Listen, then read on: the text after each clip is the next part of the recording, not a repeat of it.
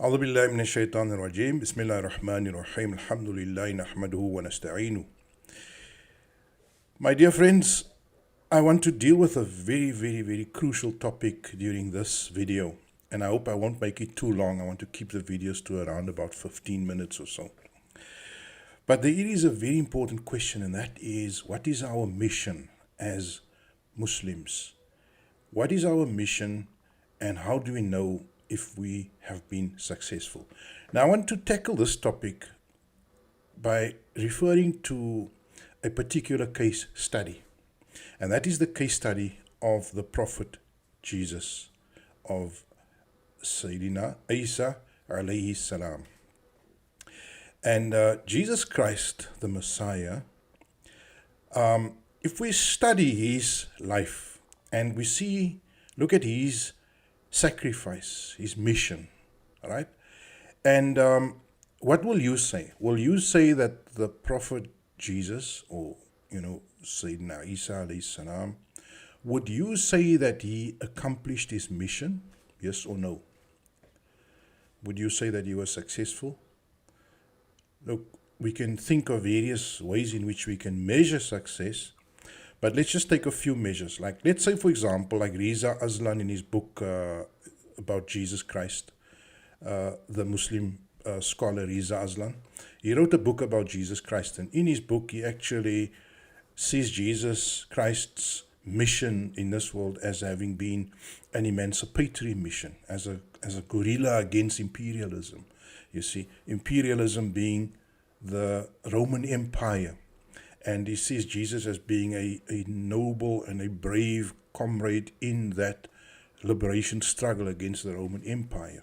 So he sees Jesus as such. So that's the one way of viewing Jesus Christ. Right? There were many messiahs at the time of Jesus, maybe 100 or 200 years before him already, and a few decades after him. There were various messiahs. Messiahs, I would say, correspond with the Muslim concept of the Mahdi.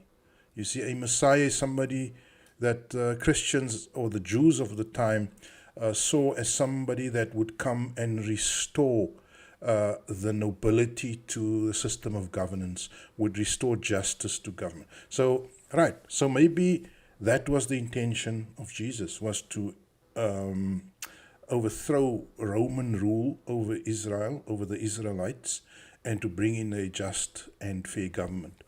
So maybe that's the one mission, you see. And Riza Aslan, he sees that as the mission. And if we judge Jesus by that criterion, then what would you say? Well, I cannot but find that that mission is unsuccessful. I mean, can you see anything different? I mean, within a few years of Jesus' revolution, let's call it that, his uprising, let's call it that then also, the whole of Israel was vanquished, was devastated, decimated by Rome. The holiest of holy, the temple of Herod, that temple which related to the ancient temple of David, was crushed. It was turned into, I believe, stables or something for the horses. The Romans used it as stables. Was places where, I'm not sure if I recall, but places where they kept their pigs and so on, their livestock. So the idea that the mission is an emancipatory mission, and if we look at Jesus, that he had that emancipatory mission, and it becomes a tough pill to swallow, that this great man who, was gifted with almost superhuman qualities in terms of his powers that he was given. And the Qur'an does state that he was given extraordinary powers. He was aided, he was given support by the Ruhul Quds, which is the essence of the universe. It is the life essence of the universe. If you look at the word Ruhul Quds, it is really the essence, it is the executional force, or the execution wing of the Creator. And he was given the power of the Ruh al-Quds. So, unfortunately, if he was unsuccessful, it doesn't look very promising for us as ordinary human beings. Okay, so let's look at another mission. There's another mission that Jesus Christ could have had, and that is the mission to morally reform humanity. So as a moral reformer. So in other words, not primarily as an emancipator of people, as an anti-imperialist guerrilla or comrade or soldier or warrior, but as a moral force. And that is how the Bible essentially sees Jesus. You see, the Bible essentially, when you go through the Gospel of John, and I'm not a deep reader of the Gospels, but I've read them sort of some. I've read John, and I've read Matthew, and I've read Mark, and I've read some of the other one, Luke. But the Gospel of John is a very spiritual gospel, and it basically illustrates or sets out the mission of Jesus as one of more or less a moral reformer, as a holy man, right? As a holy man that came to impart a message of moral reform to his people. And the Qur'an more or less also sees the mission of Jesus as being one of a anti-corruption agent. Now, if I must summarize the Quran, and I've given you a nice detailed synopsis. If you go back, you'll see there's a video about Jesus where I speak about summarizing the Jesus from the Quran. And in terms of his mission there, it comes down to, and I've listed the verses there, and I've given you a summary there also. It comes down to Jesus is basically an agent of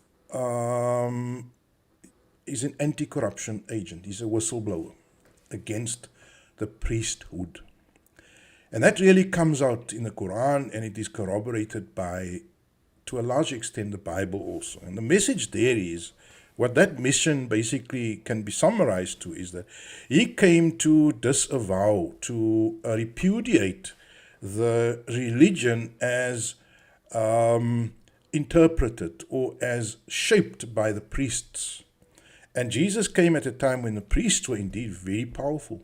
You see, when the Maccabees overthrew the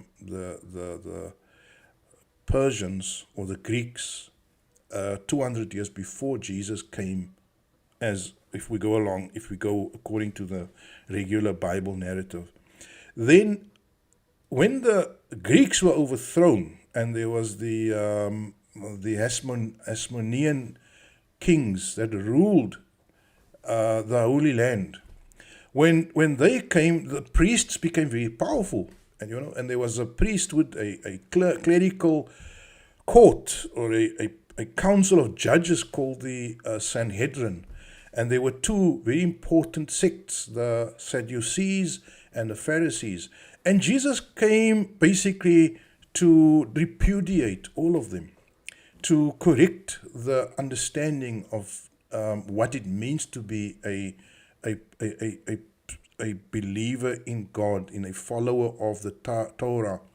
And in fact, his mission is called a mission which is a good news mission. It is a mission of lightening up the intrusive and overbearing religion that the priests have imposed on the people. And so that's the second mission. And to emphasize, to take the emphasis back to love of God, worship of God, and in permeating God throughout all the aspects of our lives. And that is a spiritual mission, right? So that was the second mission. And if we look at that mission, right, let me evaluate that mission. And that is the mission that the Quran ascribes. That's the mission that much of the Bible also ascribes to him. The Bible doesn't really speak about Jesus being a warrior against Rome. In fact, in his trial, he doesn't really get found in any way to have committed any sedition or treason against Rome itself. So he really does come to oppose the priests, the clergy. That is fundamentally his mission, and to restore the original idea of what it is to be a believer, a follower of the divine scripture. So let's measure up, let's see how Jesus measures up on that front. Right, so in the first instance, as a guerrilla, as a liberator, as an emancipator of the people against Rome, Sir Aslan sees him not very successful. I mean, not successful at all. Rome went on to rule Israel for the next, several centuries. Now, as a spiritual reformer, as a religious reformer, how successful was he? If you must think about it, those of you who are well familiar with Christianity and the religion of Christianity and Judaism, you will agree with me that if anything, the people, yes, he did, for a moment, he did release the burden of the priests upon the people. But if you must be very realistic and look at history, then the Jews and the power of the rabbis and the power of the rabbinical order, and it became even more powerful, because then after Jesus' time you had rabbinical Judaism, you had the emergence of the Talmud, you have an entrenchment of that approach to Judaism.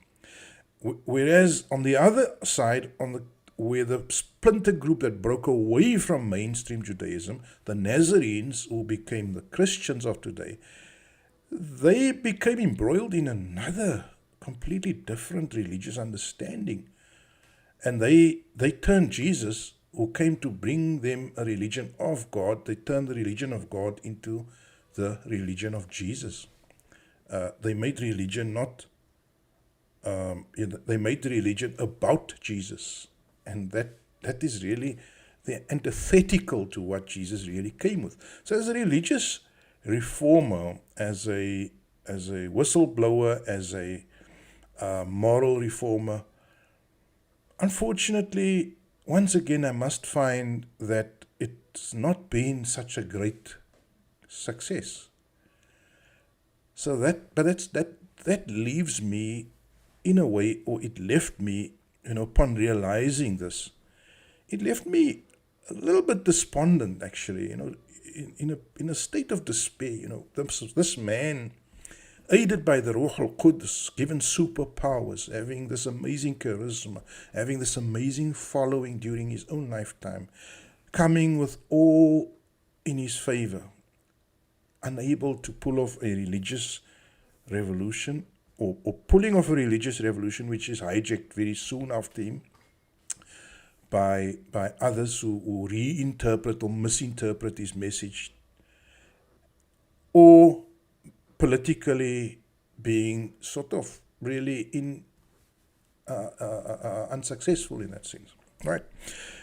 But then it forces us to think about then what is our mission, because really I for most of my life I was always having been involved in the political struggle, having confronting the state, the police, subverting the system, having been arrested 4 times, 5 times during apartheid myself, being always overactive, being interested in putting together a emancipatory program, something to liberate, something to subvert the oppressive system.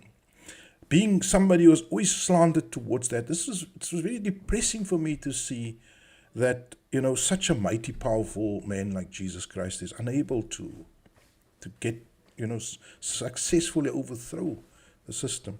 And mind you, if you look at the Prophet Muhammad alayhi salam, I'm of the opinion that yes, being very successful in overthrowing a corrupt economic order, also within 20 or 30 years being replaced by another corrupt establishment, the Umayyads. Even if we want to go past the Khulafa, the first caliphs, then the Umayyads are the same people that fought Muhammad alayhi salam. These are the same people that were the commanders of the enemy were ruling the Muslim Empire. So it is a rather depressing image. So now the question remains, what is our mission? Is our mission emancipatory? Doesn't look very good. The record doesn't appear very good. Is our mission moral reform? Well, I guess you can do your moral activism, but it doesn't seem to be extremely successful. So what is our mission? And this is what I want to cover in the last few minutes here. And I think we'll keep it under 20 minutes. So if I read the Qur'an, I sought solace, understanding, comforting in the book of Allah subhanahu wa ta'ala. And what I sense there, what I read, what comes out of the pages when you read it, is not the mission. My mission is not one of being a warrior primarily. Although you will be required to be a warrior at a certain point in time. But I'm going to go back to the primary mission, at the very core, at the very root, before we think about feeding those who are hungry, before we think about freeing those who are in bondage, before we think about anything beyond, the core mission. I'm just looking at the core mission. And what I sense from the Qur'an is that our core mission is just to speak truth to power and to face the consequences. To speak truth to power and to stand firm when doing so. And that, my dear friends, I think is a mission by which we should judge ourselves. Not whether we've conquered countries, nations, empires, but whether we, going back to me, myself, whether I was willing to call it as I saw it, making my best possible effort to those who are powerful especially.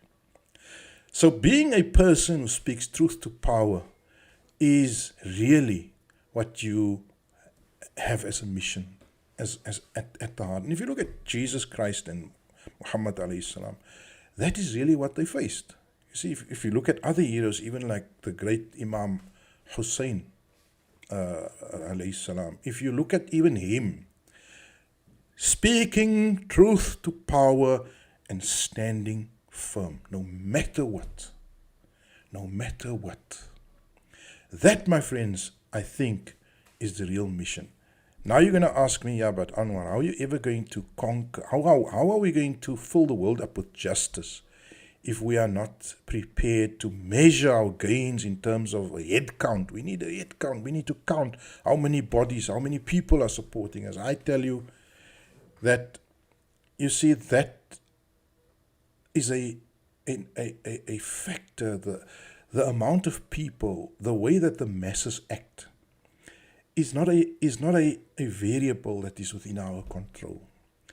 You see, the universe is a complex and awesome place. Humanity similarly, complex and awesome place.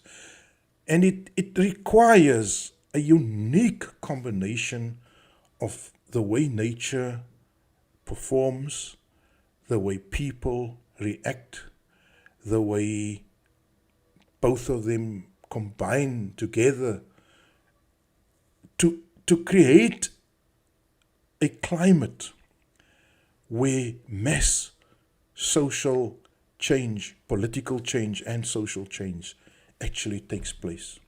And it is a mysterious process that we as ordinary warriors for truth, champions for truth, cannot easily create. We cannot create the climate for that kind of massive social change or that huge overthrow of society can take place. And I want to almost point to some of the revolutions, the French Revolution, the Islamic Revolution in Iran, other revolutions throughout history, empires that arose, that sprung up.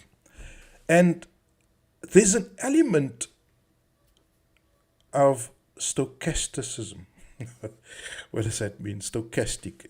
I truly am a believer that there is a stochastic element in the flourishing and the growth of new just empires and worlds. And that is really where the hand of God, the hand of Allah is involved. And so we cannot judge ourselves by a head count or by the number of people that have joined and how big is our mosque and how big is our following. I think we judge ourselves but how brave and how strongly, and I point that finger to myself, am I in speaking truth to power and truth in general. And the rest, the formation of empires, the growth of huge followerships, that is not something that I need to be concerned over. But what I do find is that we, as the truth speakers, we are seedlings. You see, Jesus Christ, although he is not a emperor or a conqueror, but he's a seedling. He's a seedling, and we are all seedlings, you see. And seedlings are amazing things. They actually will lie in the soil, and they will lie there for 100 years, and then they will germinate, and they will grow, and they will flourish. And so we become seedlings of truth and righteousness, and that is how I see our mission, my friends.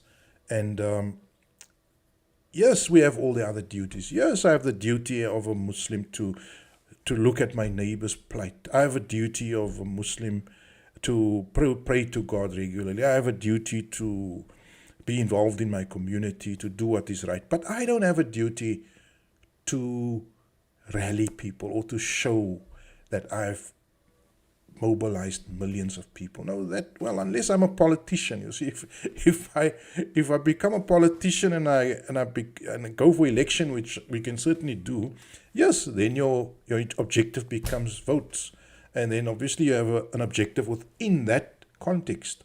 But as a core activist for truth, as a Muslim, as a pious person, as a believer, I don't think that burden is on our shoulders, my friends.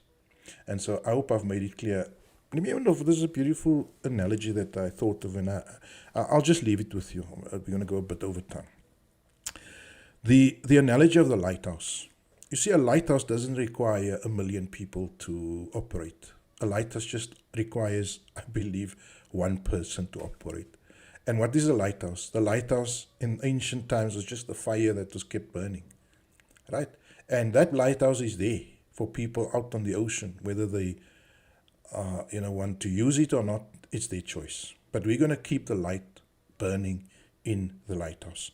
And that light will be there. Whether we are 1,000 people or 100,000 people or 1 million people, we will make sure that lighthouse burns. And we will not allow anyone to put out the light in that lighthouse, whether it is a priest, a priesthood, a politician, any person. That is our mission, is to keep the light burning in the lighthouse. Walhamdulillahi Rabbil Alameen.